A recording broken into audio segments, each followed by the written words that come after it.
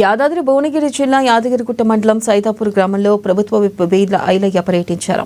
ఈ సందర్భంగా శ్రీ శ్రీ శ్రీ మహాకాల భైరవ శక్తి పీఠం స్వామి బోధానంద గోసేవ ఆశ్రమాన్ని సందర్శించారు. ఆలయంలో ప్రత్యేక పూజలు నిర్వహించి మొక్కులు చెల్లించుకున్నారు. శ్రీ మహాకాల భైరవ శక్తిపీఠం అభివృద్ధికి కృషి చేస్తారని ప్రభుత్వ విప్ ఐలయ్య తెలిపారు.